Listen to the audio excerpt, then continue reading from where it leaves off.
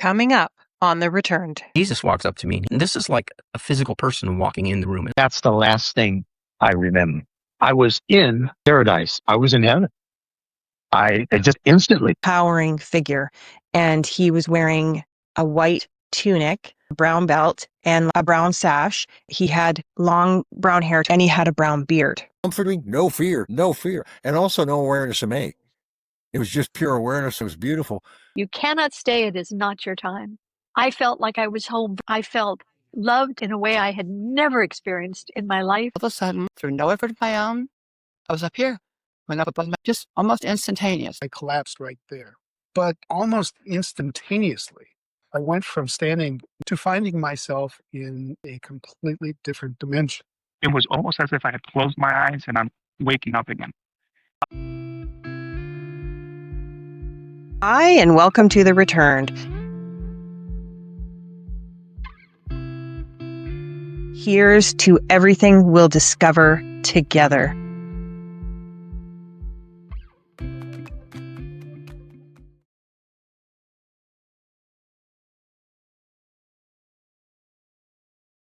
He told me what hospital to go get checked out at. So I went to the hospital, and it's Saturday night, pretty big town. So it's, hospital rooms, the emergency room is just packed. And I'm sitting there just, ready to pass out, falling asleep, just feeling so miserable. They finally call me back. The nurse lays me down on this table, and she's poking around. She says, "Well, I think it's your appendix." And I said, "No, I don't think so. I think I got the flu." I'm telling the nurse what's wrong with me. And she's doing all these tests, and she takes some blood and sends it off to the lab. She did this one test that kind of freaked me out because she took one of those mallets that they tap your knee, to check your reflexes, and she tapped the bottom of my foot. And she says, "Does that hurt?" And I kind of laughed. I said, "No, of course not." Well, she tapped the other foot, and I had pain in my abdomen that made me scream. And she says, "Okay, that's your appendix. I'm going to call a surgeon. It sounds like your appendix have probably ruptured. Have you done any physical activity lately?"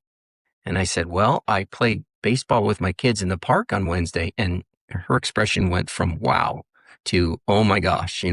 She's going Wednesday, Thursday, Friday. This is Saturday night. She says, "If your appendix ruptured on Wednesday, we got to get you back there quick because you're in a little trouble."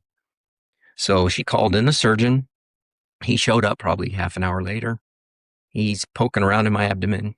He says, "Yeah, it sounds like your appendix have ruptured. We'll get you back there." He says, "If they haven't, you'll go home in a day or two. If they have, you'll be here for 3 or 4 days." And I thought, okay, no problem. So I go back to they wheel me into the surgical room. They pop the doors open. They slide me over onto the surgical table. And I look to my right before they put a mask on me, before they gave me any medication. I look to my right, and Jesus walks into the surgical room. And I was like, what the heck? And I kind of looked back around like to see what the rest of the room, and it just all started kind of just to disappear. It was everything just turned white. And Jesus walks up to me, and he says, and this is like a physical person walking in the room. He wasn't floating. It wasn't a ghost. It was like a physical person walking in that room. He holds out his hand, and he says, "I want to answer your prayer." And now I'm even more confused because I'm like, my prayer, before I went to the hospital, I was praying that everything would go well, and it doesn't seem like it's going to now if Jesus is here. I'm thinking I must be dead. So after, I'm trying to make sense of all this stuff, I grab his hand. As soon as I touch his hand, we're standing on a mountain. There's green grass below my feet, and it was just beautiful. Like perfectly manicured, dark green, but everything else around me was white. And my senses were heightened to the point where I could count every single blade of grass that was touching my feet. It was amazing. I knew how many blades of grass were touching my feet instantly. But everything else around me was white, like this blinding white. I could still see Jesus' hand, but it was just so bizarre. And there's this like a basketball-sized light that's round off in the distance, and it's kind of shimmering. So everything's blinding white, so I can't see, but this thing is a different white. It's kind of shimmering white. And it starts sending off these little light beams, like they look like fluorescent tubes. They're a couple feet long. They're a little fatter than the fluorescent lights, but they start coming at me and they're going by my head. Actually, one of them hits me in the forehead. And as it goes through me, it warmed me like right down to my toes. And it was just this beautiful feeling. And it made kind of a light buzzing sound when it went through my head. And I'm looking at this thing going, man, what is going on here? Jesus is still standing there. I'm still holding his hand. And then I look as I'm trying to focus on that round light, that shimmering light with these things going by me. All of a sudden, all the white in front of my face gets pulled like it was a curtain, and somebody pulled it from my right to my left. And so now all the white's gone, and I'm looking at this beautiful scenery. I'm standing on this hill, and now I can see down past the grass. The grass gives way to these little beautiful flowers, and they're kind of they're like all pastel colors, and they're sort of moving like there's wind, but there's no wind. And at the bottom of this hill, there's this huge city, like just, miles across.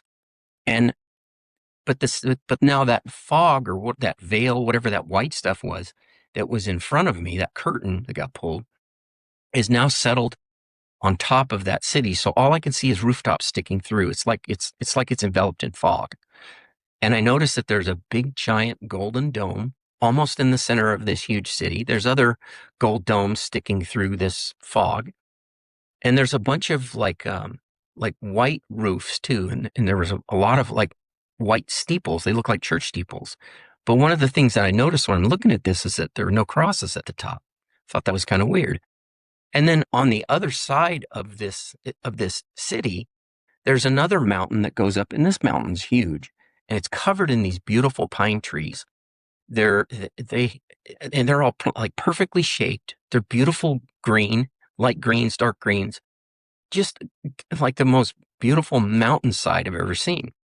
And then above that is this sky it's like the most beautiful sunset I've ever seen, but there's no sun. So there's all these colors like reds and oranges and yellows, but they're like super bright and vibrant. And above all those colors is like brightest blue I've ever seen. There's some little wispy clouds blowing. It's just like the most beautiful thing I've ever seen. And then now these light beams, the one that hit me in the head and were going by me, now they're going across the valley above the city. And one of those light beams hits the tip of one of the trees. And it's like the tip of the tree had a diamond on it, because when that light beam hit it, it just burst into these hundreds of tiny little light beams, like a fireworks. But it was all white, and more of them hit the tips of the trees. When they hit the tips of the trees, it was just popping everywhere with this, this white, brilliant white color with that background of the sky, the colors. It was just amazing. And I look back to where those things were coming from, and Jesus says to me, "It's the glory of the Lord." And when he said that, I just was so overcome with emotion. I got weak in my knees, and I fell to my knees. And as soon as my knees hit the ground, that's when they shocked me and they brought me back. Before my NDE, something inside of me was already awakening. Meditation had become my refuge, Reiki, my doorway. During those quiet hours, visions played behind my eyelids, souls, places, lights. I thought I was exploring spirituality, and in truth, I was being prepared. It happened on an ordinary night, a birthday party, a few drinks, some good food, and some laughter.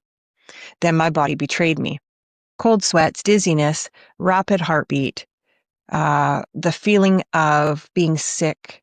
By the time we reached the ER, I felt like I was leaning constantly, to the left. They rushed me into the back and they put a gown on and they hooked me up to all sorts of things. And my heart would not stop beating. It just kept going harder and harder and harder. And,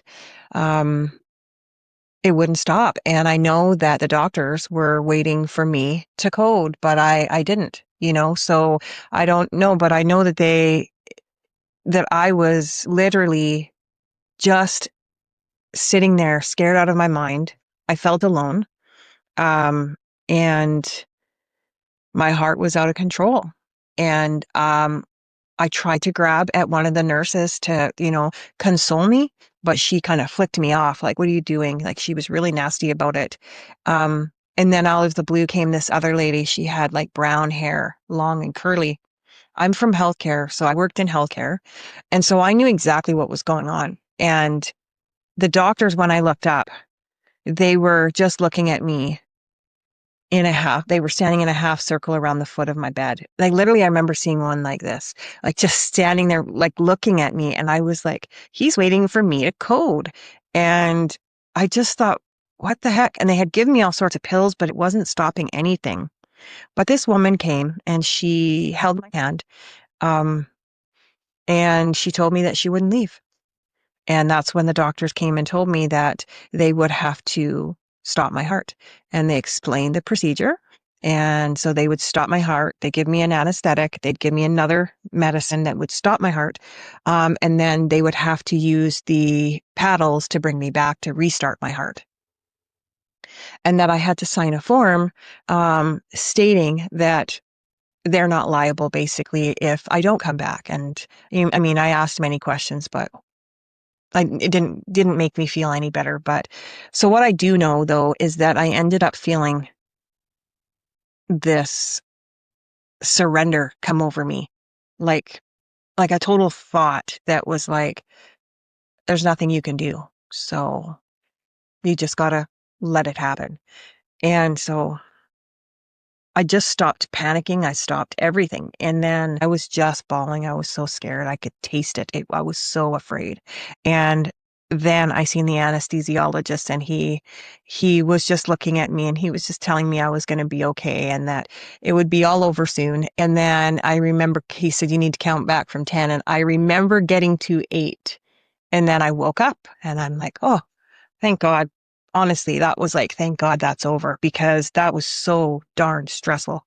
But then I was like looking around and I noticed that everything was black and I just didn't understand it. And I was just like, wasn't scared. I didn't have any panic. I just was looking. I just was looking around and I just didn't get it. But normally, if you know me, you knew that if I was in a situation like that, because I'm normally riddled with anxiety and panic, that would normally probably cause me to have the most horrific panic attack, but it didn't.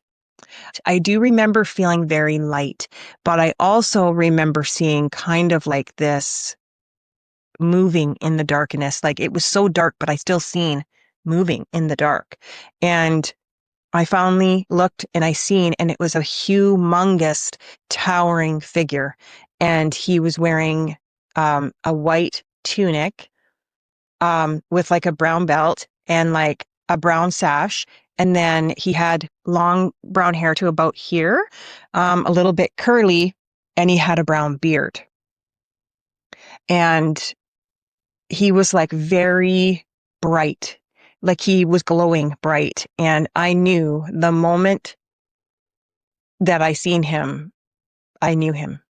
And I knew him for a long time because it was Jesus. And we had like this, like the way I was acting with him was so incredible. It was like a relationship of remembering and the love that filled that room or that space, I should say, was beyond anything I'd ever felt. And I really did feel like I was looking up at my dad. I've never had that feeling of looking up at my dad and being so loved. So that is a feeling I'll never forget when I looked up with him and the way he just was looking down at me like he just loved me so much and chuckling and laughing and just a wonderful experience. And I didn't think about not one person. I didn't think about my mom, my children, or my husband. No one. I only thought about him. He was so important to me. And often I think about like, why was he so tall? Why was he so big? And I'm just wondering, I wonder sometimes if maybe that's just how he made me feel like metaphorically, I'm not sure, but that's how he appeared to me, was very large. But one thing he did do was, after all the chuckling, he did create this wall of yellow and green balloons. And I had a knowing, because there was no words. There was 0 words. It was like just knowing. And I had a knowing that I knew that I had to choose one of the balloons. And I knew that he told me that I had to hit the balloons. So I remember looking up at him going like this, and then I'd hit my hand out like that. And then he'd be like nodding and kind of chuckling at me. And I thought that was so funny. I would just laugh. And so he'd laugh and everything. It was just, he was very lovey and laughy and chuckling and just so happy and loving. And I turned to him and smiled, and I looked at him one last time. And then I chose the yellow balloon. 5 or 6 months. And so I drove in, and it was one of those mornings looking back on it, where you wonder what the choice that you didn't take might have occurred. But the choice I did take was, I have plenty of time to get in a little exercise section before I need to get over to have the tires changed. I was in too early. So instead of turning right to the business to get the tires changed, I turned left to go to our hospital's rehab fitness room.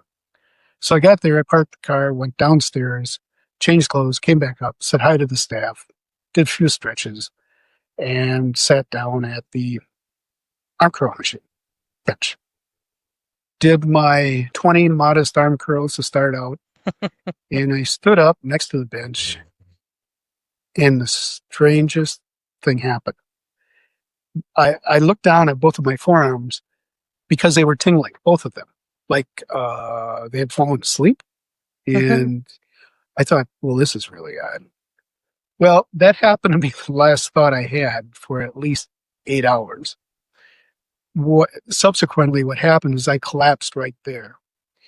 But almost instantaneously, Wow. I went from standing next to that bench, looking at my forearms, to finding myself in what I'm going to describe as a completely different dimension. Now, I've studied what happened to me, and I've tried to find human words that will express as closely as what I experienced, so that other people can understand it. Well, I instantaneously found myself in this other dimension. Yet I wasn't afraid. I thought, this is really interesting. And I found myself floating on what I'll describe as some sort of a raft, small, just for me. And I was floating not on water waves, but I was floating on energetic waves that were coming towards me. And not only coming towards me, they were passing through me. And I thought, if I can give you a thought of what I recall from that particular moment, it was like, wow. And the sensation I had, if I can transfer a spiritual sensation to a human body, was one of complete acceptance. It was one of complete love. It was one of complete welcome. And it really felt good. Now, you have to remember that at that point, I still did not know or remember that I had collapsed back at the fitness center. I was just here, and it just seemed natural. Well, as I was looking at these waves coming towards me, I happened then to look up, as we understand looking at a level plane and then looking up. And I saw what what I will describe as a golden, glowing, pulsing, energetic form that filled the whole edges of this infinite dimension that I was in. It was, I've used the example, if you pack 100 million suns into it, it was that brilliant, but it wasn't so brilliant that I couldn't see it. And it wasn't so hot that I couldn't touch it, because I could reach out and touch it like it wanted me to merge with it. And again, I didn't think there was anything unusual about that. Wow. So after a few, what I will call moments, which could have been years in that dimension, because I soon learned there is no time there, I decided to look to my right, as we understand right and left here, front and back. I looked to my right, and what I saw, I can best describe as an infinite multitude of dimensions and universes suspended out in this eternal space. The best way I can explain it is if you take everything we know about our universe that we exist in right now, the billions of light years of distance, one direction or another direction, all the galaxies, the stars, the planets, everything. And you take all of this dimension and you compress it down to a single sheet of paper, and then you suspend it out here over in this eternal space. And then you take another one and you compress that and you put it right next to it. And you do this to the next one. And you do also go laterally, vertically, crosswise, forward, backward. There were all these multitudes of universes and dimensions suspended in this eternal space. But yet each one of them had an energetic filament that reached up and attached to what I'll describe as a spider web-like matrix that surrounded this golden, glowing sphere. Wow. And it too was pulsing welcome, love, acceptance, infinite knowledge into each one of these other universes suspended in this space. And I realized that I can't explain how, but I realized at that moment that what I was looking at was what I'll call the source of all creation, the divine creator, the God essence. Pick whatever word resonates with you or anyone else as to what a supreme knowledge and love is. And so, again, I didn't think this was unusual. So sitting there, I remember that, why don't I look behind me? Because it'd be like going on a road trip and not taking a look at what some of the side roads have to offer. So I turned around, as we understand, front and back, and looked. And what I saw was infinity. And that's because the emulsion of eternity acted like a magnifying glass, so that the farther I looked into it, the clearer everything became. That's what I saw. It was an endless eternity. Now, since then, I've struggled with that, because as humans, we're conditioned to beginnings and ends, and that usually has to do with our existence here. Uh-huh. But I would like any of your viewers to consider the possibility that we can stretch. We can stretch distances, we can stretch times to past boundaries of what we normally acknowledge here. Mhm. Well, having seen that, I I still did not know that I was lying back on the floor in our hospital's fitness and rehab room, where there were, come to find out later, there were a dozen people furiously working on me to get my heart restarted. Had I known that at the time I was in this other dimension, I couldn't have called them and told them, don't bother. This is great. Why would I want to leave this? Um, I couldn't tell them that if you didn't get my heart restarted, don't feel bad. I mean, I'm pretty happy where I am. So it was like sitting on this raft. It was like I was being marinated with liquid love. It just, I have not had that warm of a feeling here. Now we've had hot weather in Wisconsin last 2 weeks, but it's not the same warmth. This is a warmth of deep, deep satisfaction, deep acceptance, deep welcome, deep love. And it was interesting because bringing that back is something I'd like to mention later. But when I was feeling this, I had no sense of time. And people have asked me, well, how long do you think we were there? Well, in a place that has no concept of time, to me, to explain would be like centuries. It felt like I was there centuries. I mean, it had stretched. Time had stretched. I mean, because there is no time. And come to find out afterwards that it was a little over 6 minutes. I couldn't believe it because it just felt I was there like a long, long, long, long time.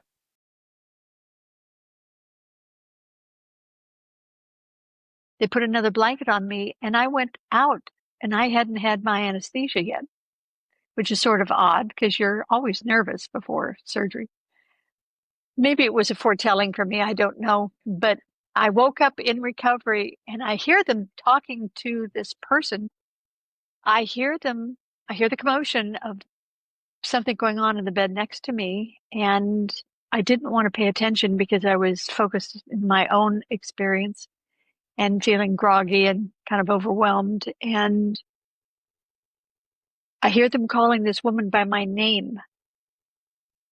And I thought, oh my God, they've gotten the wrong person, done the wrong surgery. What the heck is happening? So I'm waving frantically, saying, hello, that's me, and I'm here. Hello. And they're not paying attention to me. And I'm thinking, okay, they're busy trying to save this person's life. When things calm down, I'll get a nurse's attention or something, and we'll figure this out.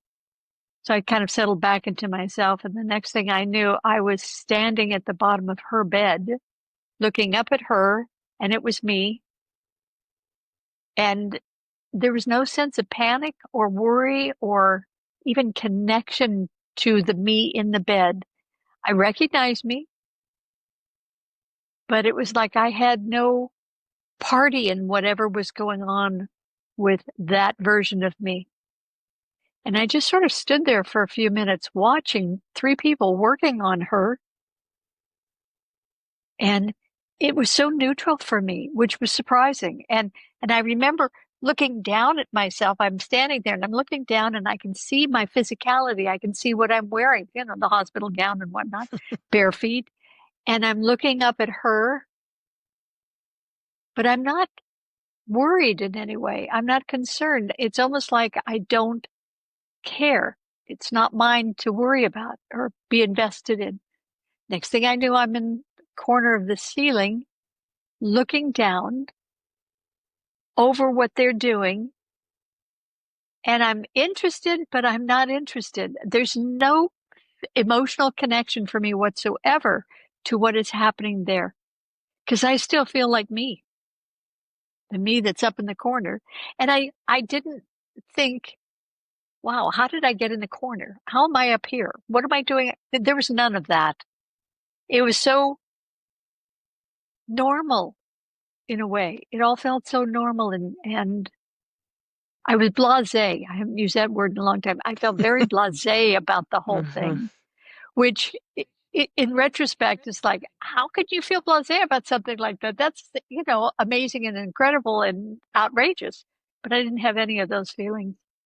And the next thing I knew, I was being ejected out of that corner of the ceiling. And now I'm going into blackness, like you and I had talked about, going into the blackness. And as a kid, I was terrified of the dark. It was the thing that scared me the most, was being in the dark, because there was a lot of trauma in my home and you never knew what was coming at you in the dark. How do you protect yourself if you're in the dark? So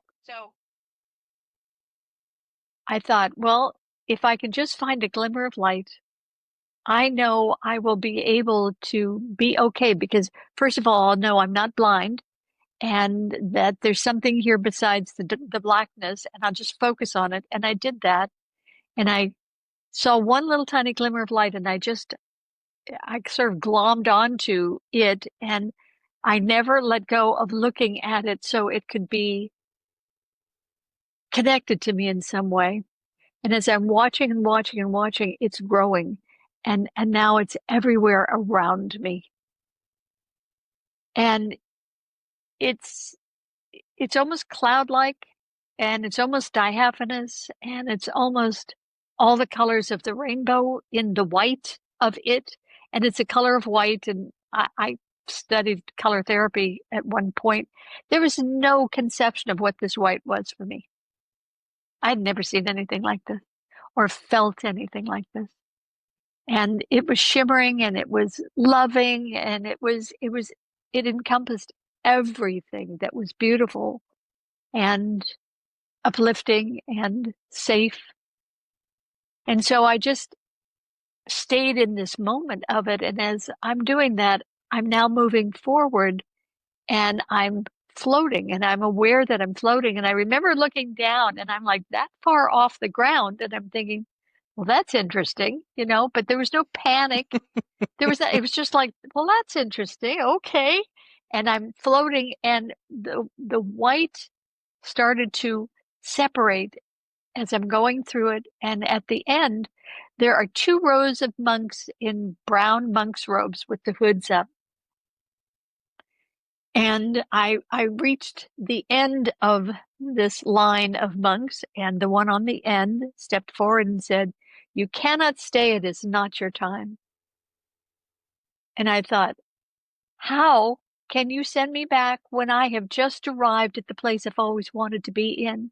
I felt like I was home for the first time in my life. I felt like I was home to myself, home to what matters. I felt loved and cherished in a way I had never experienced in my life, even being married and having a child. I was so overwhelmed by the enormity of the feelings of all of this. It was so yummy. It was just yummy. And I didn't want to ever leave. And he kept saying, it's not your time. So February 7th, 1977, after going through all this confusion and interest and terror, joy and wonderment and bafflement, but I need to get back to normal somehow. Just can't do it any longer. And I'm racing down Guadalupe Street here in Austin, Texas, and literally I'm crying. And I'm praying, and I'm terrified. And there's people along the street that are kind of looking at me like, what the hell is with this guy? And I felt so explosive, I guess, that I wanted to warn them all, don't get near me. I might blow up. And I felt that way. I was right on the edge of completely, I don't know what, I didn't know what, but I was right at the edge of something. And in this middle of this terror and this confusion and this fear and this crying, and all of a sudden it immediately stopped. I felt this immediate warmth, just like that. And it was February. It's like my little thin coat was even warm. What the hell? Opened my eyes and looked up, and there was this huge spotlight encircling me about 2 feet either way. And it was about 6 feet above me, not 4, not 12. And it was a big white spotlight. And I looked around at all these people who had been watching me because I've been screaming and crying, and they're just still staring at me. They don't even acknowledge what just changed. This big light just appeared out of nowhere. And I didn't care because I thought this is more important than whatever they think or see or don't. Yeah. And I looked back up, and the light became a crystal table. And around it were these 7 kind of grayish robed monitors, the monitors I'd been feeling. And I looked at them, and they said, "Do you trust us?" in one big voice. And I said, "You're the monitors. You're what I've been feeling." "Yes." "Do you trust us?" I said, "Man, I don't understand what's going on. This is so." "Shh. Do you trust us?" And I finally said, "Yeah, it seemed like the best option right now." Long story short, and I explain it in the book, A Second in Eternity, which tells all about this whole story, even the police records you're about to hear about. So they said, "Okay, thank you for trusting us," or something to that. And with a split second or two, I was hit head on by a speeding car. Bam. And instantly I was outside of my body, watching my body getting tumbled over by this car, hit the bumper and the windshield, it cracked. And then all of a sudden, the whole city of Austin, where this was happening, turned into a little dot, a little light, a little spot. I'm expanding in all directions, not like a balloon, not like an arrow, like a balloon. The whole Austin became a spot. The whole world became a little dot inside me because I was expanding outward in all directions simultaneously. Beyond time and space, I was headed beyond time and space. It seemed to happen simultaneously and sequentially at the same time, but it was not the same feeling of time I just had, a half a second earlier. And I didn't know what was happening, why, but it was pure joy. It was the most beautiful experience. And pretty quickly, I had no idea of me. It was just pure sensation. And it was beautiful. And it was just like, wow, I didn't know who I am or where I'm going, but this is the most joyous thing I've ever felt. It was expanding through the universe. I passed through what conceptually and spiritually and psychically felt like the edge of the universe. And right as I went through that, I felt like I experienced this level of consciousness that seemed to call itself the colors. And as we come into the planet, because we come into the planet at birth to the mother by collapsing in from all edges of the universe right down to the point of birth. And when we leave by going out in every direction. That's how it works. Wow. I never even thought of that, but it was so clear, evident to me right now. It's like, wow, okay, this is how we come and go, So I was seeing all this incredible symbolism and power racing through time and space, and went to the edge of the universe and saw this level called the colors, and then saw like a whole sky full of universes. And they were like a star-studded sky, and that's the one I came out of. And then this whole series of infinite universes, it looked like, wrapped up into like a big tube, a big tunnel, and turned into a tunnel of light. That's a beautiful description because that's exactly what it felt like. And I was being shot through this tunnel of light like a clown at a circus, but it was beautiful. And it was silver white clouds, kind of like the color of the mattress behind you, the furry thing. That kind of reminds me of it. It's kind of silverish white, and they're spinning. Yeah. Very comforting. No fear, and also no awareness of me. It was just pure awareness of what I was going through, and it was beautiful. Then I came out of the tunnel of light, almost like the clown shot out of the cannon at the circus, and I'm in this infinite blue void, and it is beautiful. And I realize I'm in the infinite mind of God. There's everything, and everything is separate and independent, but it's all connected to one infinite consciousness. This is the source. This is what created everything and makes everything manifest still. And there were 2 possibilities, either infinite creativity, which I was experiencing, seeing, feeling, knowing. And if it weren't there, there'd be nothing. There's nothing in between. There's no way to have, because whatever is bigger than infinite universe, we'll call that the boss. Okay? Buck stopped somewhere. Yep. And I was where the buck stopped. And the most fascinating thing beyond its infinite creativity, infinite possibilities, infinite time is there is zero bias. Zero. None. Biases are human. This is just infinite possibilities. We develop bias by being this person in that situation or that person in that situation. But infinite mind gave everything a possibility of existing. And just by the fact that it has a possibility of existing, it will exist. So everything will happen. It does. It always has been. But it's not consuming energy and burning up universes and so forth. It's all in the infinite mind and imagination of infinite mind. And we get to view it too. We're a part of it. We're a, podcast in that universe, Yeah. The beauty of infinite parallels, one infinite mind creating and manifesting everything. And infinite mind has levels too. Just like biology, we have everything from amoeba to squirrels to us. Billion levels of life here. There's a billion infinite levels on the other side. They're just not as clearly defined. They're not limited. They're not in time and space. They're more like one infinite jello or frequency, but they're not as separate and distinguished as stuff is in time and space. Because in time and space, no two things can occupy the same time and space, period. Physics prohibits it. In mind, you can have two contradictory thoughts, So infinite mind was not only fascinating and beautiful, but unbiased and unlimited. And I didn't even know it was me observing it or being part of it. But suddenly it felt like I was. I was observing it. And I didn't know who I was, but I felt a certain degree of separation. I started being pulled away. And whoa, I like it there. I had no idea who I was or what was pulling me away or why. But I went back through this tunnel of light, kind of. Oh my goodness. And I came out of that and saw all these universes that had folded into this tunnel of light. And there was my universe. I don't know how I knew. I felt like I was being pulled toward it, magnet or something, attraction. Still didn't know who I was or what that universe meant. But I knew I was leaving where I was, and it was pretty nice.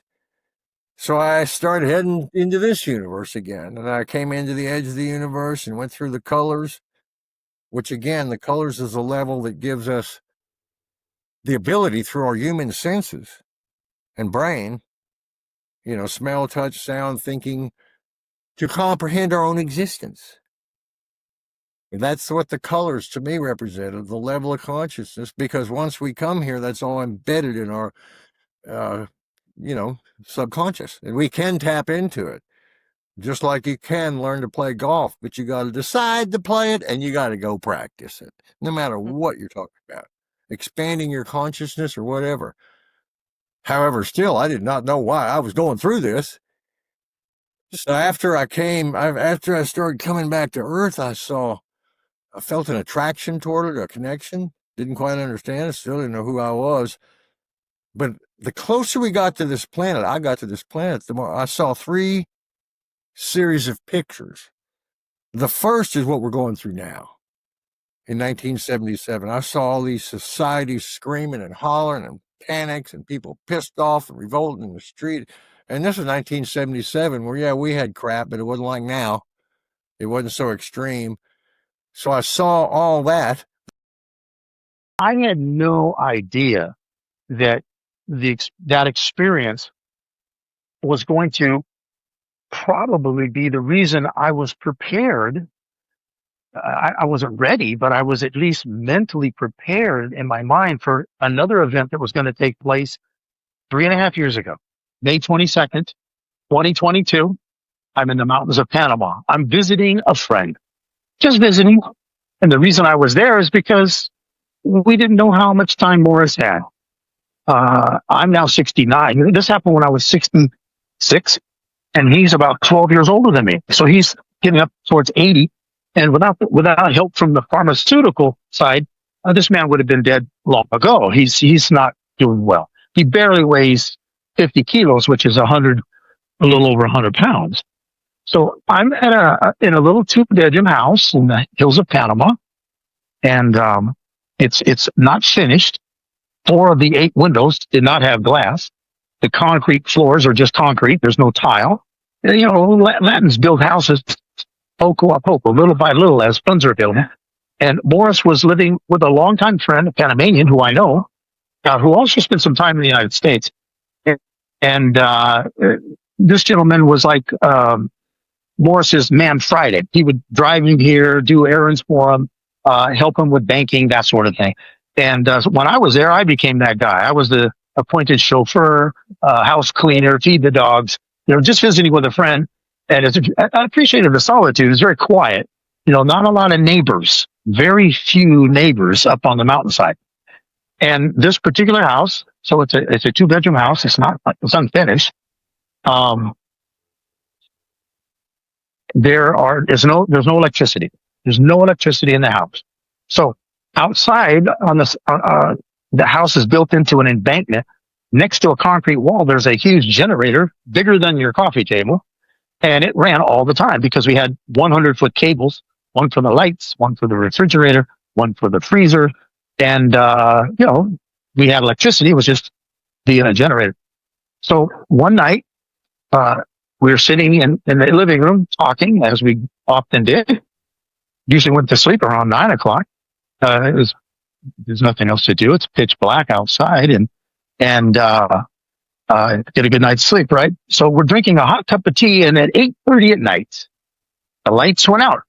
The lights just went out. Now, when the lights go out, and you're on a mountainside, and the closest neighbor is probably 1,000 yards away, it's black, pitch black. And so I took my little flashlight, and we had a couple of 12-volt batteries in the living room as backup. So I turned the switch, and we had a lamp. So we had some light in the salon, in the living room, and that's it. Now, when the lights went out, the generator's still running. So we immediately thought one of the dogs disconnected a cable. This had happened before. No big deal. So I put my shoes on, got my flashlight. I still have my flashlight. So I walk out the back door, down the embankment, around the side of the house, pitch black, except for my flashlight. And I look behind the generator. Now there's 300-foot cables, and then a concrete wall dividing the generator between the cables. All 3 cables were not one, but all 3 were disconnected. But then I noticed in a split second that, wait a minute, they're not disconnected. The 3-prong plugs are still in the sockets in the generator. And all 3 cables had been cut. I don't like somebody taking, snips and just cut them. And for 1/2 of a second, my flashlight is looking at these 3 wires that had been severed. And I thought, that's not right. There's something wrong. And that's the last thing I remember. I was no longer behind the house looking at a generator. I was in, let's just call it paradise. I was in heaven. I just instantly, one split second you're here, and then a split second goes by and you're gone. And so I'm immediately taken back, but I felt, oh my God. Remember I was talking earlier about in the car, I felt this blanket around me, like it was just pure love. And I was totally at peace and tranquil. I never felt that at that level. That's what I felt. I felt it again. But now I'm in my body. I'm in my body. I'm touching my hands. I'm looking, I'm barefoot. I notice that, hey, what am I wearing? I was wearing like a white robe. Okay. And it was just above my knees. It was very comfortable. I thought, wow, this feels like it's like I'm wearing spandex. It's like, skin tight, but it was comfortable, and it was white. It was just white. And then I looked down, and I had a gold band around my waist, like a sash. These clothes would have reminded you of something I remember seeing in old style movies during Roman times, where they wore these little robes and tunics and things like that. I noticed that my arms were bare, except I didn't have shirt sleeves. I had a covering just over the top, the crest of my shoulder, and it was at a point. And I thought, well, that's different. I've never worn clothes like this. But I'm taking in my environment, my surroundings, like details, and I'm looking at these clothes, and there was no seams, there was no stitching, no seams, no nothing. It was just like a one piece robe. But then I noticed a kind of a glow, and I looked at my chest, and there was a gold emblem. It wasn't a letter. It wasn't really an emblem. It was just a design, an artistic something. I can't describe it, but I noticed that it was gold, and it wasn't like on the material. It was the material. It was in the material. It was all one. So I thought, well, this is interesting. And then I had a thought. If I'm in heaven, which this must be heaven, I'm in paradise, then I must be dead. There's no other reason to be here unless I'm dead. But I have no recollection of dying. I don't know how that happened. I'm dead and I'm in heaven. And so I said, and when I said, so I'm dead or I could not be here, a voice spoke to me and said, that is correct. You're dead. And then I started talking, but I wasn't talking. I was thinking, and I could hear my voice. It was telepathic. I could hear my whole voice in like 360 surround sound. It was loud outside of my head. And I started talking, and there was a response. And then I asked a question. There was another response. And this is going on at lightning fast speed. And at the same time, I'm having this conversation just off the cuff. Like, I started asking some questions. I was noticing that I'm in a beautiful meadow. It's beautiful. There are mountains to my right and my left, like foothills. And I'm in this beautiful meadow. I can't describe the colors because it was beyond anything I'd ever seen. I've done some reading, and I know that in this world, we don't see 0.003 of the light spectrum. We just can't. Our brains can only decode so much. It's way less than 1%. Well, the grass I was standing on, it was grass, and it was green, but I can't describe that green because I'd never seen any green like that. But I was walking on it, and it felt, I could feel every blade of grass touching my feet. It was just a bizarre sensation. But then I noticed that the trees and the flowers, and I heard water. So I looked to my left, and there was like a small river, a creek, like you'd see in the mountains. And I watched it, and it curved and wound around, and it went way into the distance for several miles, and I could see in the distance a body of water, like a lake. And I thought, well, I'm going to go check that out. But then I noticed the tree that was about 30 feet from me. And when I noticed it, I realized that when I looked at this tree, I wouldn't just look at the tree. I could see every little nuance and crevice and crack of the bark, the trunk of the tree. It was just high definition times 1,000. And so I'm going, that's interesting. That's actually kind of beautiful. And then I looked at the branch. It was like a big oak tree, that kind of a spread with big leaves. And then I looked at the branches and the leaves, and I realized that I could look at the leaves and I could see the little intricate parts of the leaf. And this is about 30, 40 feet away. And then I turned my head and I could look past the tree into the distance where that body of water was. Okay. And there were other trees up on the mountainside. Now, this has got to be 500 yards away, which is what, a quarter of a mile? And I was looking in the distance and I saw those trees. I hesitated for a minute. I looked at them again, and it was like you zoom in on a camera. I could not only see the leaves of the tree next to me, 30 feet away, I could see the leaves on the trees a quarter of a mile away, and the barks and the trees and the details of that. And I thought, well, now that's kind of cool. And then I thought, let's go check out the creek. So I'm still talking. I'm asking questions and I'm getting answers. And I'll tell you a little bit about that, but most of what I was talking about was a culmination of everything I lived my life around and what I knew was going on in my life right then and what was going to happen, some of the things that I had planned to do in my life. And I was asking about these events and getting confirmations of things that were happening right now, that were going to happen, but I was asking for confirmation. And I was missing those answers. And I never saw this person. I'm thinking I must be talking to God. I'm having a conversation, and it's wonderful, with God. Today, I'm not so sure. I think maybe I was talking with someone that knew me from the other side, maybe part of my soul family. Uh, but anyway, I turned to go to the river, and I realized that, which was probably 100, 200 feet away. You know, I could see it, but it was a short distance. And as soon as I turned rather quickly, and I wasn't walking on the grass. I was flying over the grass, just flying. You just think it, and it happened. So, and that took me back. So I'm flying, and then I thought, wait a minute, and I stopped. And in midair, as I just stopped, my body just slowly floated right back down to where I was standing on level ground again. And I go, well, that was interesting. And then I had a thought, well, it was internal. I started feeling pressure. I can't describe it. It was grief.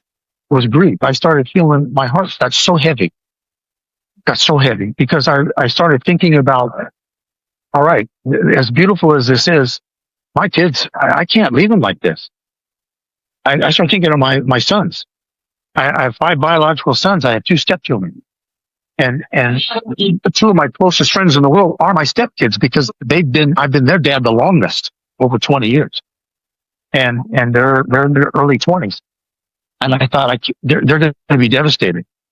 This is not good. They depend on it. And we have plans. And I have these other plans. And now I have confirmation of those. So I can't stay here. So I can't stay here. I don't know if it's possible at this point. I don't know if I'm there, and that's the rest of my life right there. I'm in heaven, and it's over. I died. I'm here. But then I can't. The grief was just beyond the pain in my heart because, you know, I knew that I was dead. I didn't know how I died. I just knew that I was in heaven. So, with all the conviction in my heart that I could muster. By the way, this valley that I'm in, I'll just say one more thing about where I was at. If you can imagine all the colors of the rainbow times 1,000, and just undescribable. This valley that I was in was like a valley that was wrapped in a rainbow. The colors were beyond anything that I could describe in words. I can't. But the feeling, the sensation, the love that I felt, beyond anything you could. The love that we experience in this world, I will say this, and no matter how good it is, and it could be the best of the best of the best, it's still measured. It's still measured. It's not completely unconditional. It's not without limit. But on the other side, there is no limit. And so I got saturated with, I was in a love bubble that you just can't describe. Okay. And I felt that same level of acceptance and protection, if you will, when I was in my car 40 years earlier. It's the same thing. So even though I didn't die 40 years earlier, I had 1 foot in 2 worlds. I believe that to this day. So now I'm, with all my conviction that I could muster up in my heart, and I did not know if it was possible. I just knew that part of me didn't want to leave. Part of me did not want to leave. Why? This is home. I never felt so at home. But I didn't want to stay because of the love and the feelings and all those heartstrings from loved ones and family here. So what I said was no. I just put my foot down and I said, no, I'm not dying today. I'm not going to die today. Not like this.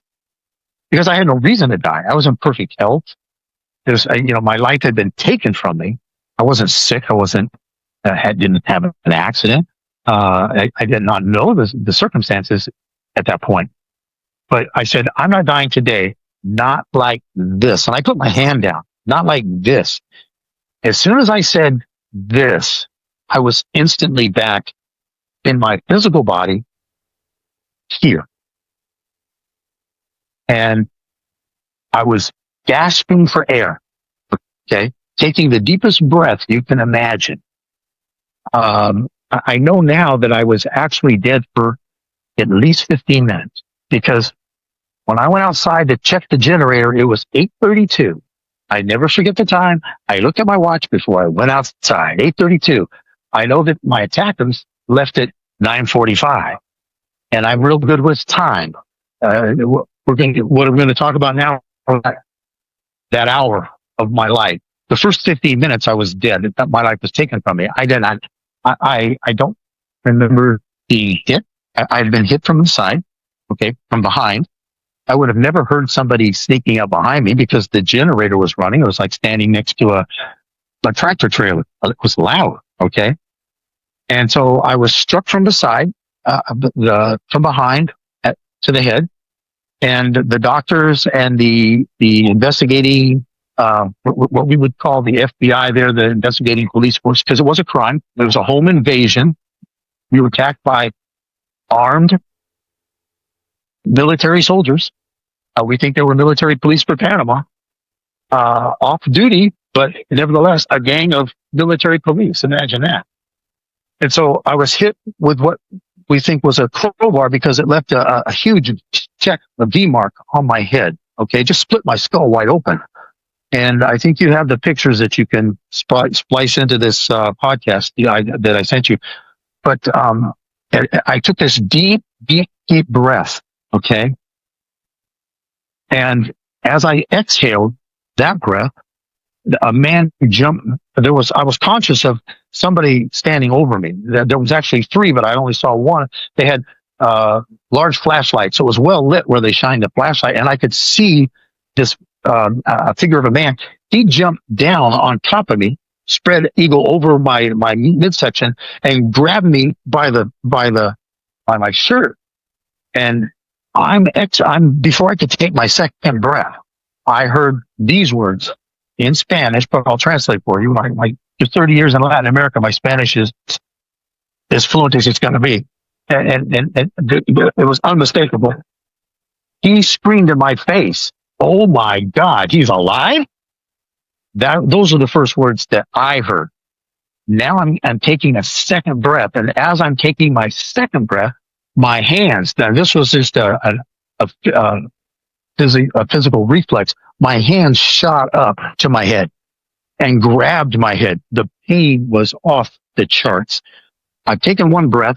I've heard those words that I just said. My God, he's alive. I've grabbed my head and I'm taking another breath, getting ready to scream. And I scream so loud you can hear me for 10 miles. My hands are cupped over my head.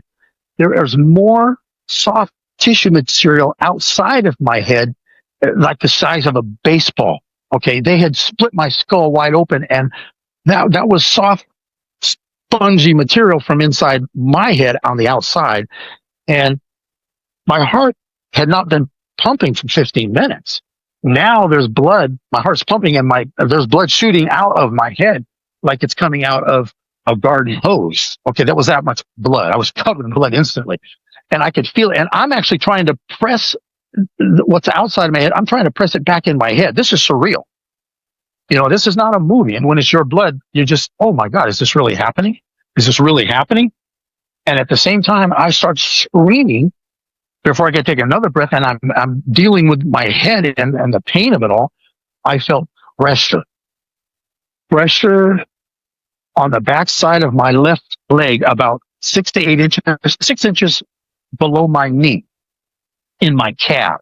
Now, what this was, one of the other men, they all had rifles, pistols, bulletproof vests, ski masks. I only saw eyes. They were wearing leather gloves with the fingertips showing, just like they ride here on the secret police on their motorcycles all around Panama. I've seen them every day for the almost 20 years I lived in Panama. And they were very organized. They knew what they were doing. And they were very disciplined. And I felt this pressure though behind my back leg, my left leg. And one of them had taken his rifle and pressed the gun barrel against the back of my leg. And he leaned into it with all his body weight. I could feel the pressure from the gun barrel, the metal gun barrel, pushing against my calf, against the very bone of my leg. And they fired off the first round, the first gunshot. Oh my God. I screamed. I think you could hear me for 10 miles. The pain of that gunshot hurt so bad. It was as if somebody had lit a welding torch inside of my leg. The burning sensation was off the chart. And I know they did that to incapacitate me. But my friend was not a threat, the man in the house. If there was going to be any resistance to invading the home, it would have been me. Okay, they had already lured me outside by cutting the lights. Now they're one of them is freaking out because I'm alive when I was dead. And so they shot me in the leg, I think, just to incapacitate me so that I couldn't resist. Believe me, resisting was the last thing on my mind. I was focused on the pain in my head. Now I've got pain in my head and I just been shot in the leg. At that point, there was two men over me now, and they were interrogating me, I'm screaming in pain. I'm bleeding all over myself. It had rained that day. There was mud. I'm laying on my side and I'm looking at all the liquid from the rain that day, the mud. And it's a very surreal feeling to look at the water or pool of water you're laying in, and there's more red than brown. There's more red. There's more of my blood than there is mud. It was all me. And so, they're interrogating me, and they're saying things like, how many people are in the house? They haven't gone in the house at this point. They probably were waiting for my friend to come outside. I told you, he's sickly. He's sitting on the couch wondering what's taking Craig so long. I'm sure he heard the gunshot though. So I don't know I can't answer that, but they're interrogating me. How many people are in the house? Don't lie. If you lie to me, I'm going to kill you. Are there any weapons in the house? That was another question. Tell me if there are any weapons in the house. How many people are in the house? Are there any weapons? And don't lie. If you lie, I'm going to kill you. And Jade, I don't know why I said this. In hindsight, it was probably stupid.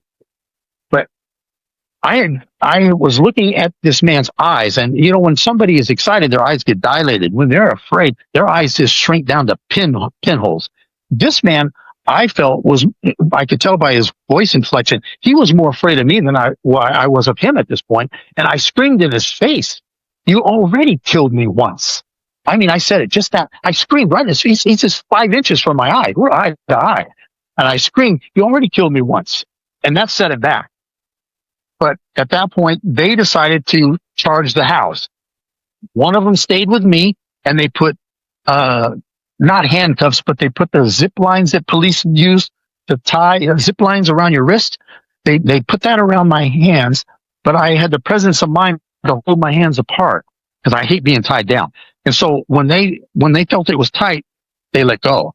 Later, I was able to slip my hand out without any problem because they didn't know that my wrists were not together. They didn't bother putting the zip lines around my ankles because they shot me in the leg. I was laying there, not going to resist anything. A lot of things going through my mind, MJ. For example, after they shot me, I thought, oh my God, how many surgeries and how many titanium rods before I can walk again? Because I knew that had done some damage in my leg, but I didn't know what the damage was. I had no clue. I couldn't move. I'm going into shock. And so the two of the guys left. I could hear their footsteps. One went behind me and the other one went in front of me. So they ran in the front door and the back door at the same time. I'm laying on the side of the house closer to the back door in the porch where the generator was. So as they enter the house, I hear 7 more gunshots. Okay. And I didn't know that they killed my friend. I didn't know that they might have shot the dogs. Show of force, it was a siege. They just attacked the house. Okay. The other man stayed with me to watch me. The other 2 guys were in the house, and I could hear they were just upending everything, throwing, later, turning over the mattresses, throwing the couches, looking for money. This goes on for a half hour, 40 minutes. And those 2 guys finally came outside. They finally came back outside. I do not know what happened in the house. I'm in the mud, just trying to stay conscious. I'm feeling weak, and my left eye, they did not hit my eye or my jaw or my teeth. Thank God. They only hit my skull. But that the trauma from that blow is what killed me instantly. See, that's why I couldn't remember how I died. There was no memory of being hit, so I don't remember there was no pain. I was killed instantly. I don't remember the force of the blow, falling, hitting the ground. I remember nothing of that when I was in heaven. And because in my mind, it didn't happen. I was dead before I hit the ground, before I hit the ground. So they came back at the house and they're interrogating me again. Where's the money? See, two gringos having a cup of tea, sitting in the living room on a Tuesday night, minding our own business. And now we've got 3 armed soldiers. And I found out in the days afterwards, there were 7, because when they investigated everything on the hillside, the neighbors did talk at later. And there was 2 other soldiers in the street about 50 yards apart. That's 5, and 2 more in 2 getaway pickups once they had robbed us to leave in and I guess go in different directions. So it was a group of 7 very nasty guys, very nasty. So now they're interrogating me again on the ground. I'm just trying to stay awake because I knew that I can't go to sleep. And, if you suffered a concussion, it's bad to go to sleep. You might not wake up. All these things are going through my mind. And so I was dead, and now I'm back. And at one point I thought, why did I come back? If I'd have known this was waiting for me, I think I stayed where I was, but I didn't have a clue. I came back for love of my kids. That's why I came back for them. And things that I had planned to do here and helping others here. That was the sole purpose of coming back. And so they're asking me, where's the money? And I said, I don't live here. I'm visiting my friend. I don't know. Why would I know where there's money in the house? And they were upset. So one of them went through my pockets. And here's what they got for all of their trouble, all of their planning and this organized armed attack. They got $50 cash out of my left front pocket and a phone card out of my right pocket. That's it. And they were willing to kill us both for that. So they're asking me, where's the money? I don't know. And they went through my pockets. And so just to be extra mean and nasty, because they were really upset that there was no money, and this had probably been something they planned for some time. I don't know at this point that any of my neighbors might not have been involved in this. I don't know. I'm getting to some interesting peripheral information here, but I felt that pressure. I felt pressure again on my left leg, just like an hour earlier. Well, let's see, an hour, 45 minutes earlier. I felt this pressure, but it wasn't behind my same leg, but not behind my knee, but not 6 inches below my knee. It was a few inches above my ankle. Same leg, straight line down. I felt that same pressure, and I thought, oh no. And so he leaned into. I'm laying flat on my left hand side. He leans into it with all his body weight, and he fired off the second round. So now they shot me with their rifles twice in my left leg. And I'm thinking, oh my God, the damage, the bones are going to be destroyed. I don't even know at this point if there's an exit wound. I felt my thigh at one point because my whole body is saturated in blood from my head wound. I'm just saturated in blood. And my pants, I had one red blue jeans, but the left leg is red. The right leg you could tell it was denim. But they fired a second round, and then the third of these 3 guys, I saw this coming, but there was nothing I could do about it. I guess he wanted to participate to just inflict more pain because they were upset that they're not getting rich that night. Okay, I saw him out of the corner of my eye. I saw him take his rifle and turn it reverse the directions, and he hit me in the back of my head with all of his strength with the rifle butt. That was 9 more stitches. So honored to have been given this validation that God is so real to me that he's there. He's right here. He's a part of my life. So, everyone is afraid to die. Usually we don't know what to expect. We hope to go to heaven, but we're afraid. Well, I've had the 2 near-death experiences. I'm going to tell you about the colorful one first.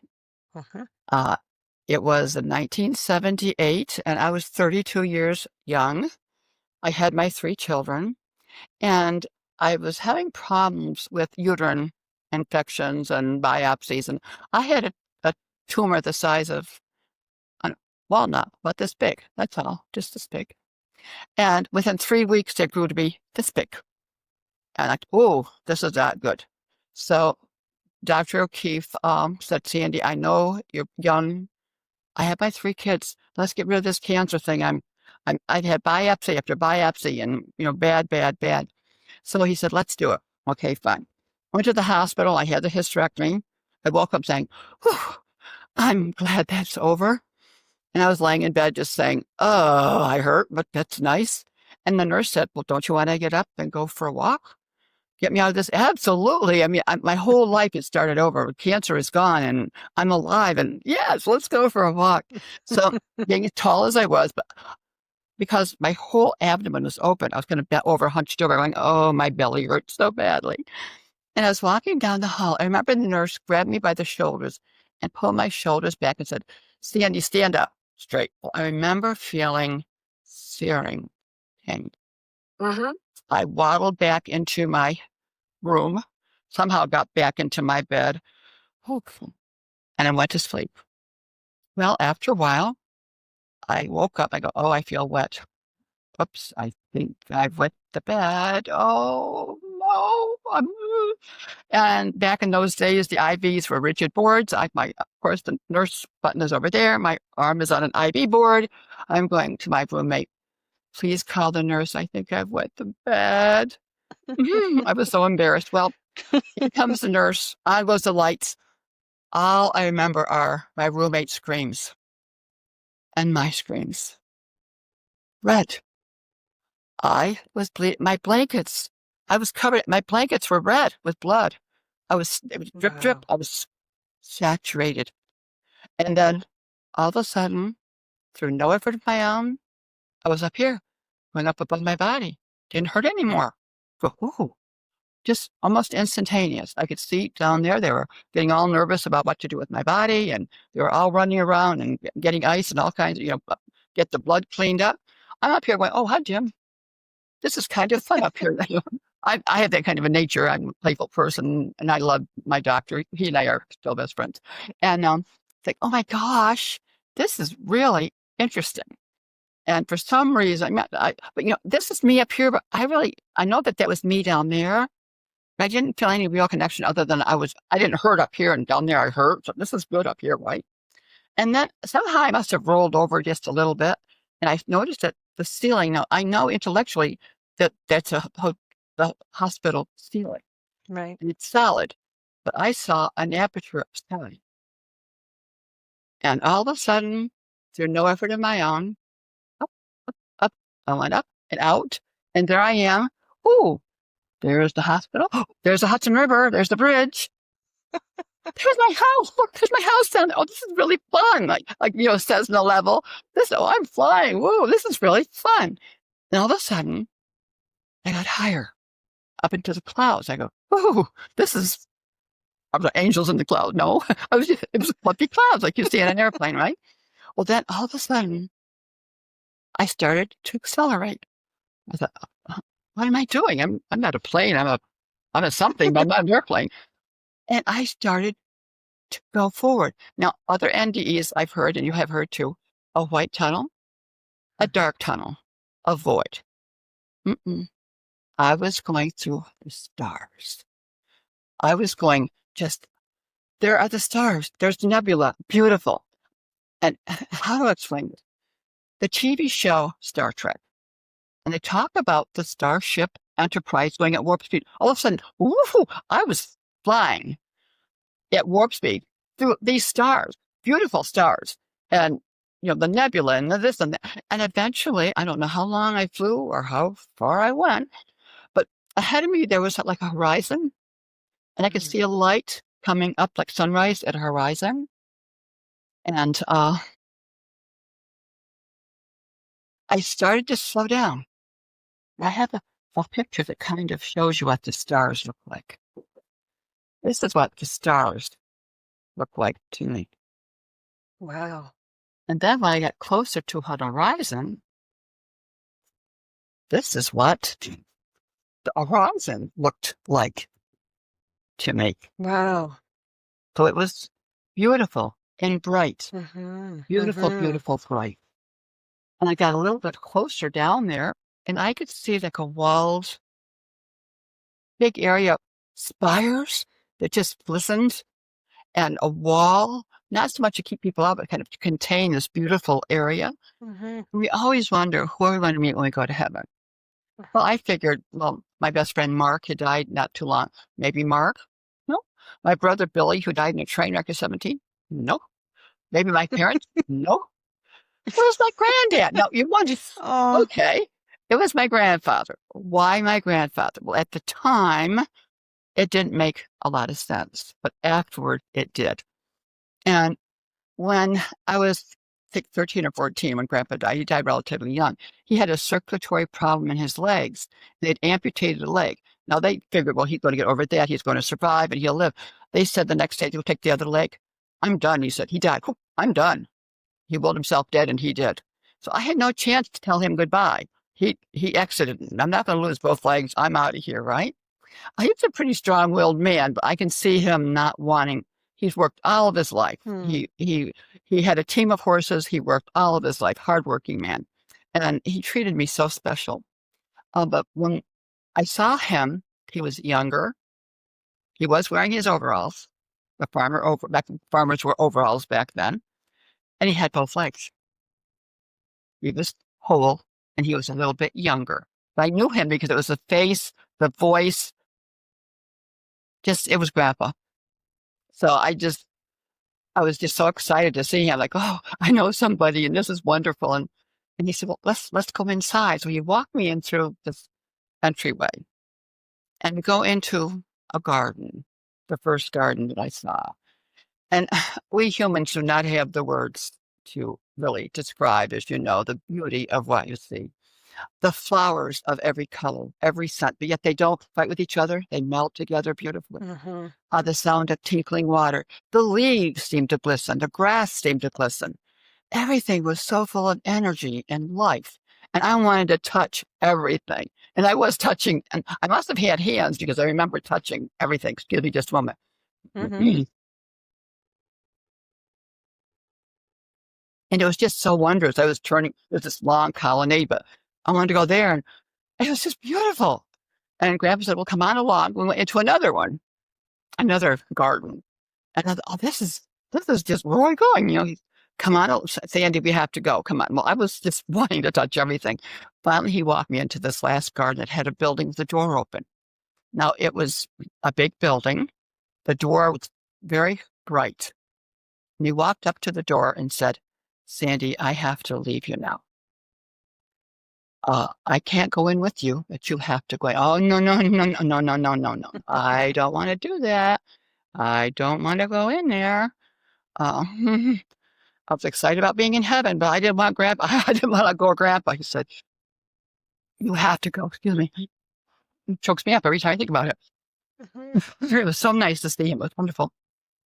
He kind of gave me a push into the room, a little nudge. You got to go, Sam. Well, I walked into this room like, oh, oh my goodness. It was so full of energy and light and power. I thought, oh, dear. And I heard this word, don't be afraid. Oh, don't be afraid. I was afraid. Don't be afraid. Don't be afraid. Well, I'm going to leave you right here for just a moment. I ended up in the hospital on the 10th or 11th of December of last year. And leading up to that time, again, just working, doing my regular normal job, landscaping, just going through what I had to go through. And all of a sudden, I got sick.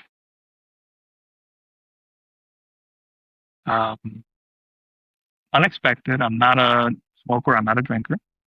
I ended up getting pneumonia. And through a series of mishaps with the hospital, I ended up being sent home with sepsis. And by the time that I was brought back to a different hospital, my lungs collapsed. And I was put on life support and a ventilator. And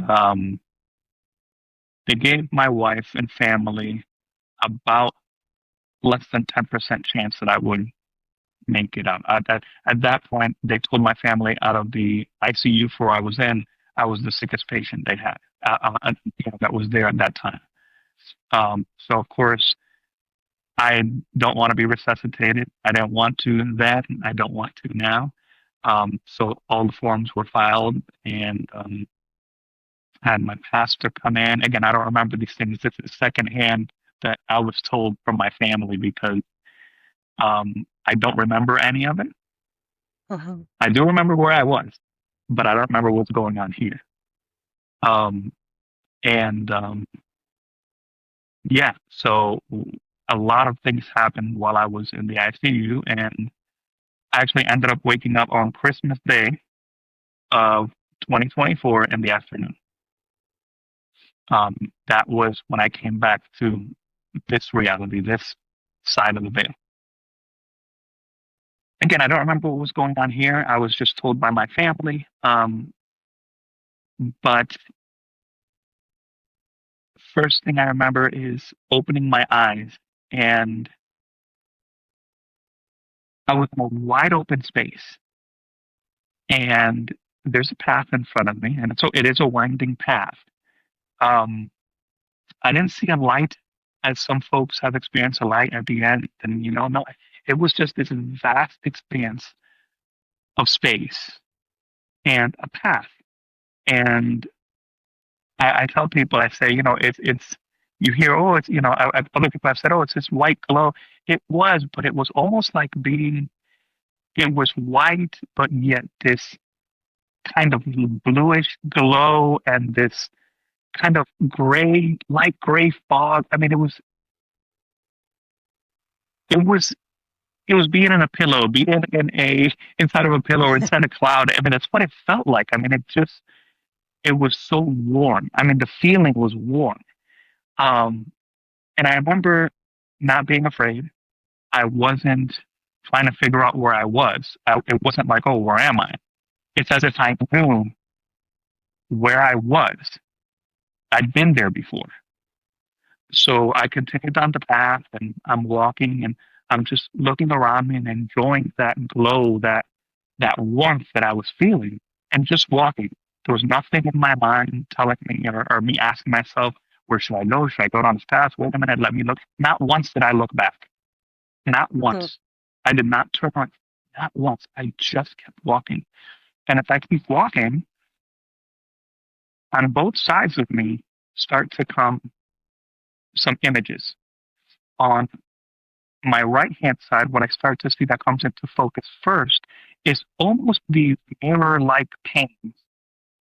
And it was parts of my life that for me are milestones. Um, you know, having my children, getting married, um, my mom's passing, um, my first, I'm a big wrestling fan, my first wrestling show with my brother. I mean, just these wonderful memories. And it's just these almost like floating glass panes. And I couldn't express it before because they weren't frames. There wasn't TV screens.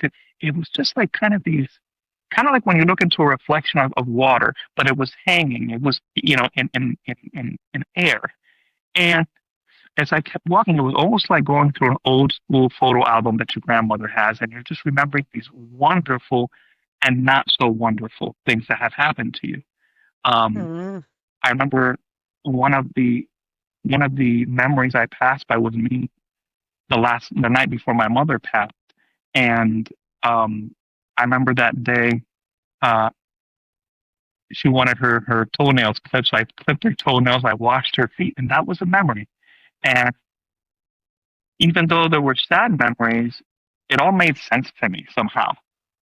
What I was seeing made sense in the order in which it was laid out. It just made sense. As I'm looking through and I'm enjoying these memories and these images, on my left side, slowly, slower than the images that came through, I start seeing almost a crowd of people, but I can't make them out. So that catches my attention. I feel like I didn't, in my mind, I felt like, oh, I need to walk a little closer to see what this is. I need to walk faster, but I wasn't physically. I was just the same strides I was taking previously, but I was getting closer, even though I wasn't moving faster. Um, and I started seeing it was just a sea of people. And of course, towards the front of me, I could start to kind of make out their facial features. Everyone's talking, and some people are laughing. Some are waving. Some were clapping, or just having their conversations and looking at me and smiling and continuing to speak. And as I kept going, and it just felt like I was walking by this crowd for a very long amount of time. It didn't go by quick. It's as if I needed to see someone more. And I came upon a woman, and as I walked, of course, she became clearer and clearer to me. And I went up to her. She, fair skinned, dark, dark, dark brown, very curly, long hair, and glasses. And I stopped and I looked at her and I said, "I'm so sorry. I feel as if I know you. I just can't place you. I can't place you." And she smiled. She pulled me in. She hugged me and she said, "Don't worry. It's okay. You will." And then with that same smile on her face, she kind of just, when you hug someone, kind of put your hand on their shoulder and kind of give them that little bit of a shove to just keep walking. And Mm-hmm. I looked at her again, I smiled, and I kept walking. And I just kept seeing people, but I could not make out all of their facial features. Um, it was beautiful. I mean, I felt nothing but immense calm and warmth and love from everyone that was there. It, again, I wasn't afraid. I wasn't overthinking or thinking, "Oh my God, who are these people? I need to know them. I need to know who they are." It was just okay. Just keep walking. Um, I came upon another gentleman, and that gentleman was an older gentleman. He had a hat on, kind of one of those what they call kangle hats, with the little kangaroo on them. And I do know he those, had yes. yeah, and he had a white beard, and again, an older gentleman. I want to say at least in his 70s. And I stopped. I looked at him, and I went up to him. At this time, I remember stopping and turning and kind of walking more towards him. And I told him, I said, "Something about you. There's something about you that I know. I just don't remember your name. Where do I know you from?" He didn't speak a word to me.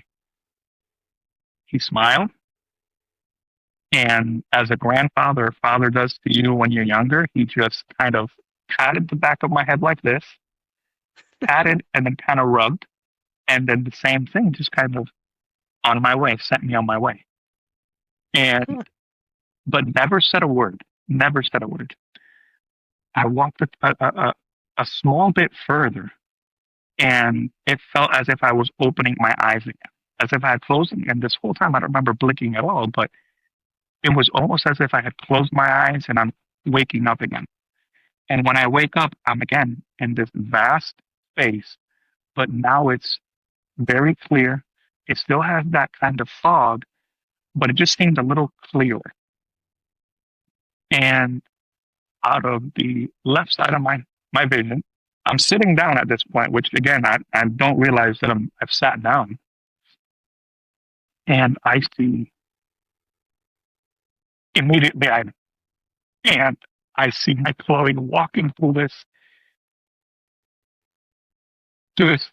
kind of like a little puff of smoke. And she walks through, and she is wearing. So my girls are twins, and we had these shirts that we had gotten them that were a red color with two little hearts. And we love those shirts on the girls, and she's wearing that. And her little, her little blue leggings and the shoes that I put on her at the funeral home. I had painted her nails that day, and put on her favorite gold slippers, so you could see her toes. And she comes running, and she just says, "Daddy, Daddy, Daddy, Daddy." And of course, I just, as soon as she gets close, I could. It's not that I couldn't get up, but I didn't even think of getting up. It was just she was coming so fast to me, and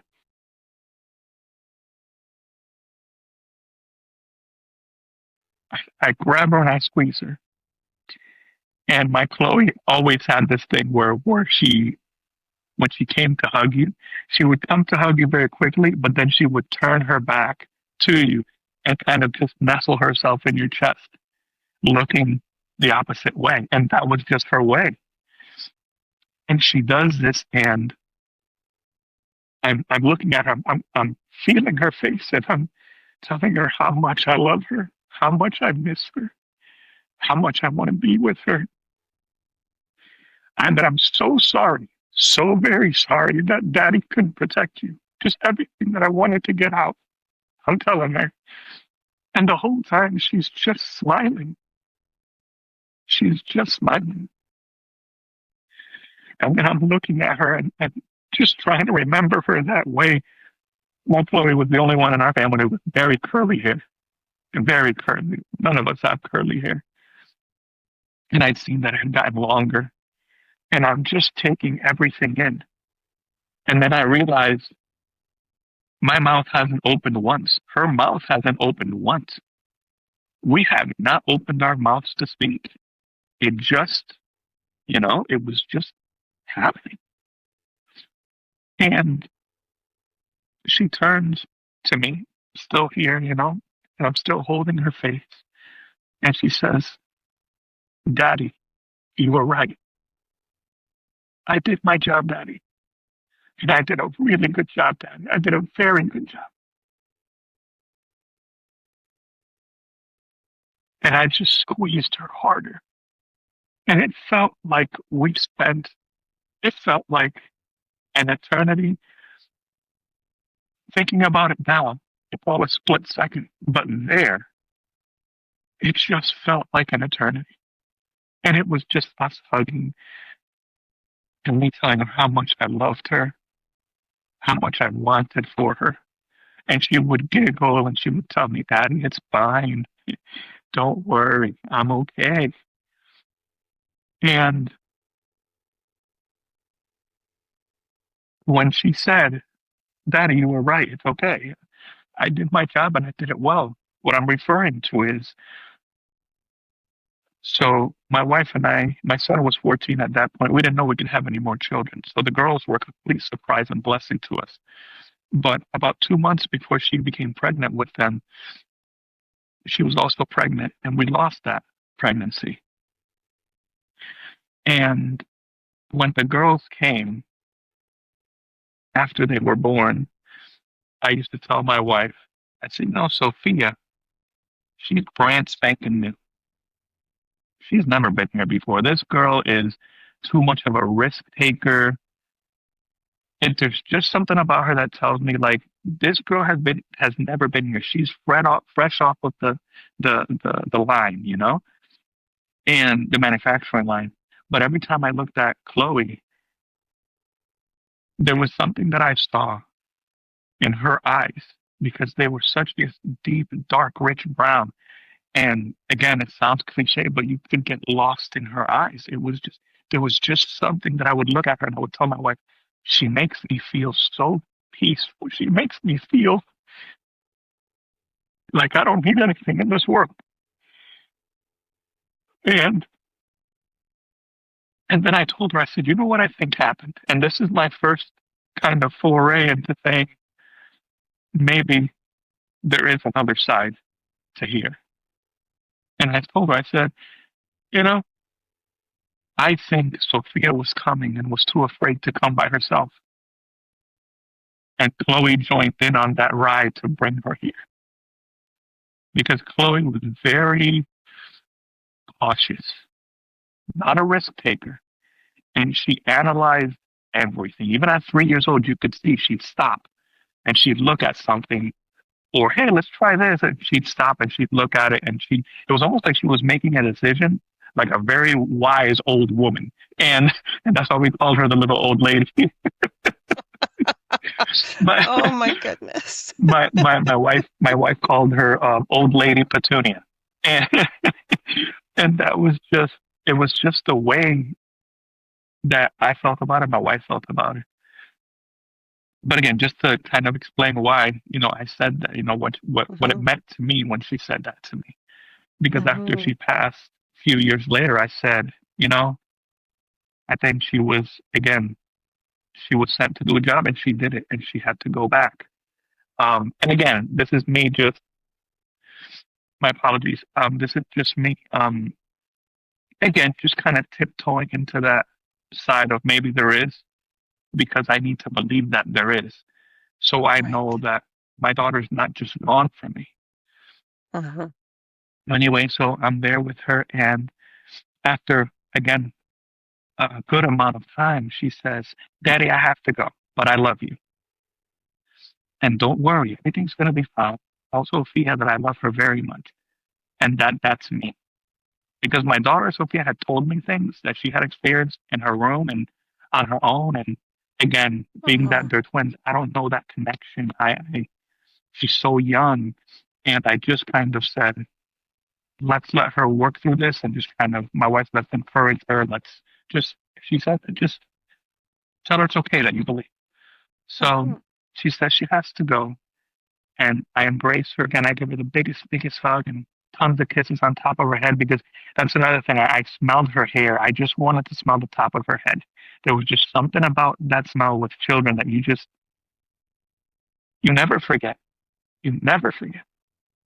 So she gets up and she gives me a kiss. She starts to walk away. And the thing that I found, again, after I came to and I was here again, I didn't say or feel like saying, don't go, come back, stay with me.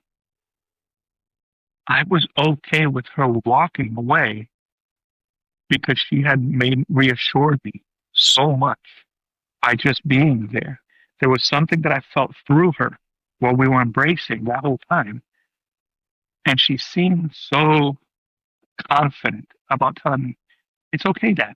Tell Sophia I love her, that it's me. And again, and for whatever reason, it's not that I couldn't get up, but it almost feels that way. Like I couldn't really stand up, or there was no need. I was just sitting. And she walks away, and as she's getting further and further away, I see our dog Leela. She's this little gold Cairn Terrier, comes flying in through the right hand side of my line of vision, and I look over and I say, I'm just confused. And then she sees my daughter. My daughter sees her, and it was, I mean, the dog was jumping on her and licking her. Chloe's giggling and laughing and squeezing her. Oh. And I thought to myself at that very moment, I said, okay, I get it. I have a very love hate relationship with this dog. She's untrainable. We have our history. I understand. But Chloe, every morning, she would walk down the stairs. We would bring her down, or she'd walk down. And the first thing she would do is lay on the floor and let Leela just lick her and jump on top. And it was Oh. like, I mean, she was just in love with the dog and the dog with her. It was what it was. Whereas Sophia would do the, okay, nice dog. Okay, no, we're good. We're okay. And she'd walk away and kind of not want to be involved with the dog. Um, so I understood it at that time as, Daddy, I love her. Please take good care of her for me. So that's how I understood it, even though she didn't say anything. And I see her and Leela, and they look back and she smiles at me. And the dog follows her right by her side, and they walk off. And again, Oh. slowly, she just disappears into that fog, into that cloud. And I sat there for a while, and just that complete peace. And then suddenly, again, it feels like I opened my eyes again. And Now I feel like I'm laying down. And although it feels like I open my eyes are closed. It just feels like, that awake, kind of like when you awake from something and you say, oh, I got that feeling, but without opening my eyes, but I feel I'm laying down. And as soon as I tried to get myself up, I felt the hand on my head push me down. And it didn't scare me. It didn't, I mean, it wasn't frightening at all. It was a heavy hand, very heavy. But at the same time, it didn't hurt. It wasn't forceful. It was just laying my head back down. And I said, okay, try to do it again. Got my head laid down back again. And then I heard a no, but a very gentle, kind of like my grandpa, just no, not right now type of no. And at that point, I waited a little bit and then I attempted again. And this is when I feel the same hand on my head. I get a sterner no. And then like another hand and a lot of pressure in my chest. And it almost feels like I'm getting pushed through whatever I'm lying in. And I end up opening my eyes and I am in a room. Again, there's no walls, but it's now, it doesn't feel like a vast area. It feels like it is a contained space. I don't see walls, but it's definitely contained. I'm on the floor and I am feeling so much pain. I felt angry. I felt grief. I felt sad. I felt like the day I had my head on my Chloe's chest and heard her heartbeat for the very last time. It is just a searing, physical, soul touching pain. And I am crying and crying and crying and slobbering. And I'm just screaming, please, no, no, no, no, no, not like this, not again, not again. And I am just crying and crying. And it was almost in a fetal position. I wasn't standing. I wasn't trying to get away. I could not comprehend that I was going through that same exact type of pain all over again. But then you compound that with all the anger that I felt. No, and it wasn't anger, it was rage. I mean, I just felt so overwhelmed with this hodgepodge of pain. And I am just crying and crying and crying and crying. And I yell, no, please, no. And then everything ends. It just, I, there was nothing after that. I don't remember anything. I don't recall being anywhere. I don't recall waking up at the hospital. I don't recall any. And again, and the time is different. So just because I woke up at the hospital on a certain time, a certain day, doesn't mean it was at the time that I fell out of that contained space. Because time is very different. Right. I feel like just the way that it was shown to me, time is very, very different here than across the veil. Um, so I came to on Christmas Day of last year.